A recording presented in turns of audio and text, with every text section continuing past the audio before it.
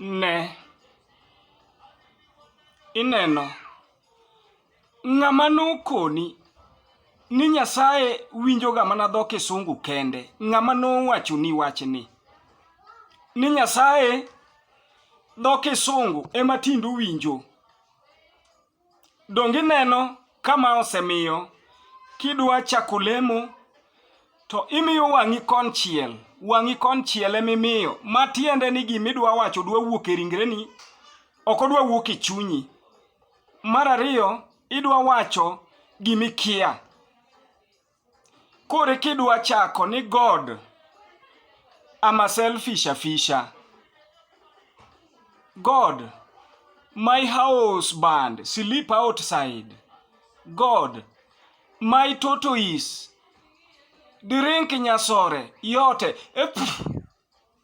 Ni wacho kisungu, ni kore temo wacho, ni Nyasaye, an mana jaus rech, ana jaus rech. Nyasaye, chuora madak go nindo ga oko. Satan okete onindo oko. Nyasaye, nyithinda duto be odonje mer kargi gi duto te. Ang'o momoni wachni gi dhok ming'e maber minyalo pimo godo tiend wach malong'o makiwacho to ok ibi miyo wang'i konchiel, tibiro miyo wang'i te kiketo chunyi kuom Nyasaye midwaro mondo miyo konyi.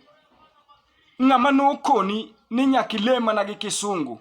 Kitieko kisewacho maka to nikech pastani wacho ga dhok moro ni thank you Jesus, kore kitieke gi thank you Jesus minuoyo mang'eny, nikech mano to koro in go gadiere gimiwacho thank you Jesus no, koro iwache kimiyo wengeni nikech en to koro ing'eye maber.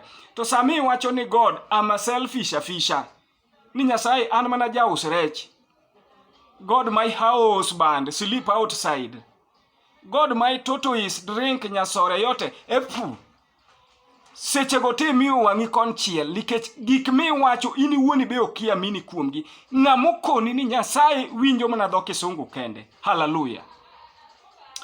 Adwa wuoye wach lemo matin, kapok awuoye kawie thuolo ni matin. Subscribe e channel ni.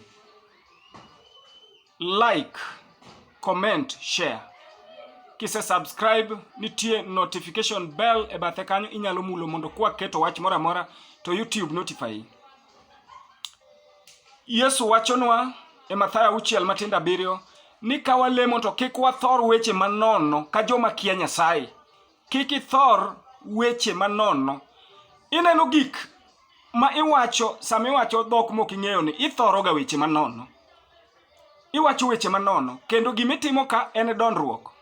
Yesu wacho ni kawalemo to wawach ni wuonwa manie polo, nyingi ubed maler. Piny ruodhi mondo bi. Gimidwaro mondo timre e piny kaka timore e polo. Sami wacho ni wuoro me polo nyingi ubed maler, ipako Nyasaye, idende. Nyasaye koro mor. Sami dwa lamo Nyasaye nyaka imi Nyasaye mor. Emomiyo ng'enyne sama ji dwa lamo Nyasaye to gikwongo gipako Nyasaye kod wer. Tiende ni nyaka imi Nyasaye bed mamor. Nyaka iywa teko Nyasaye mondo bed kama intiere. Ka teko ne osebet kama intie, to loch ne biro lor kanyo. Loch mar Nyasaye, piny ruodhe biro lor, tibedo jakanyo mar piny ruodhe no.